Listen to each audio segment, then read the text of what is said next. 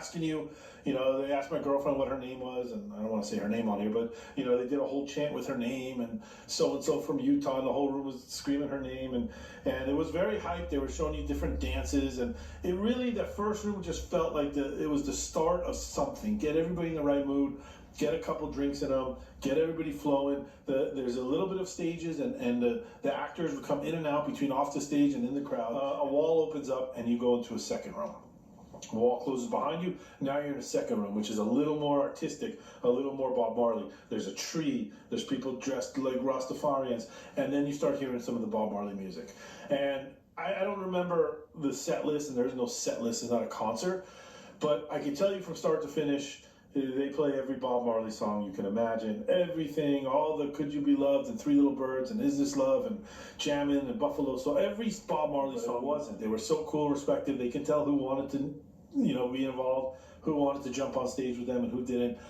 But second room array, it is so important to keep this Marley music alive. There is nothing more important. You see this, everybody knows the state of music now. Bob Marley music, it's so real, and it's so passionate, and it's so soulful, and it's everything that we want our planet to be. Loving each other, caring about each other, just that peace and love thing that's so important, that Bob Marley was and is and will always be the great ambassador of that. And as time goes on, man. There's a dancer on stage that's perfectly synced in with the graphics to make this amazing effect. So there's a lot of that going on in every room. There's so many dancers. Everywhere you look, there's a dancer. They're all singing, they're all dancing, they're all happy, and it's infectious. It makes you happy. Bob Marley's music naturally puts you in a good mood, but when you're surrounded by people all around you, there's people on top of you, below you, behind you, it's a party. It just feels like a big celebration. And you are like at a Bob Marley celebration concert. That's what it feels like. It's a celebration party, sorry. There's actually, I take that back. In a couple of the rooms, there are little benches. Actually, in all the rooms, there's little benches on the side. So most people don't sit, but if you want to sit or you need to sit, you can find a place to sit, no doubt about it. But it doesn't feel like you're in a theater. Those seats are off to the side.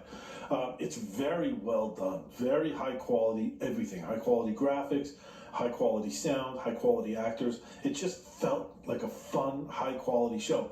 Thank God, because I don't want to give my buddy a bad review. So the whole time I'm thinking, I texted him a few times. I'm like, dude, this is a really good show. That is the goal.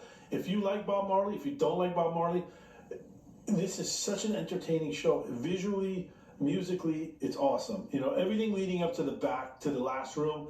They give you these sunglasses when you walk in. They tell you wait for the last room. They are 3D glasses, but they don't look like them. They look like cool sunglasses.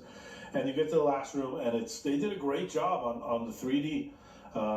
Just images of Bob in the air, all these stars, and three little birds flying around, and a moon, and it's really. It all ties together about Bob Marley, and it's our job as humanity to keep Bob Marley's music alive and going for generations to come, because we need it. This world's a mess.